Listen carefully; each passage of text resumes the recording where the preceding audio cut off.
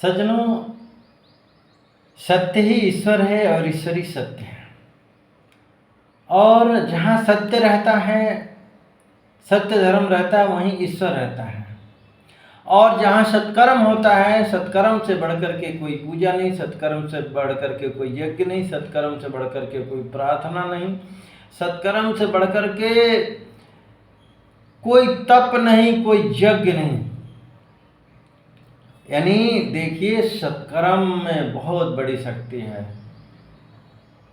आप यदि सत्कर्म कर रहे हैं तो आप यदि मंदिर, मस्जिद, चर्च, गुरुद्वारे कहीं नहीं भी जाते हैं, इसी का तो कहते हैं आप एकदम निर्मल हो जाएंगे, पवित्र हो जाएंगे। तब जब मन निर्मल भया, जैसे गंगा नीर, पीछे पीछे हरि चले, कहत कबीर कबीर।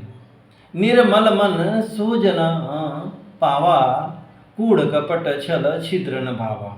रामायण कहती है, एक तुलसी एक कबीरदास जी। यानी निर्मल कैसे होगा? जब हम सत्य पर चलेंगे, सत्य धर्म पर चलेंगे। ऐसे कर्म करने से नहीं होता है। और कर्म जो होता है ना, कर्म से आप डरिए, क्योंकि कर्म आपका पीछा नहीं छोड़ता। पाताल लोक में भी चले जाओ, कहीं भी भाग जाओ, आकाश में चले जाओ, कर्म पीछा नहीं छोड़ता है। वो फल देकर के रहता है। चाहे आप अच्छा कर्म करो, चाहे बुरा कर्म करो, आपको फल मिलेगा। आज नहीं तो कल मिलेगा। इसलिए कर्म पर विशेष ध्यान देने की जरूरत है।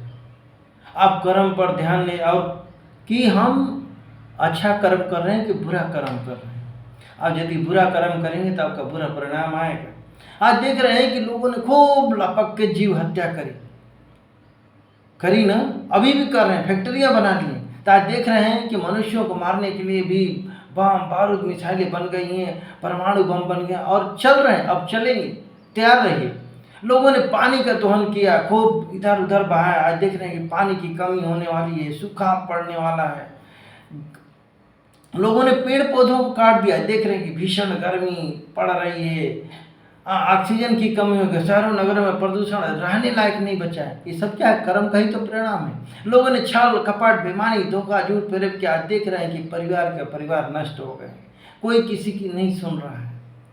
इसीलिए मैं कह रहा हूँ, कर्म पर ध्यान दो।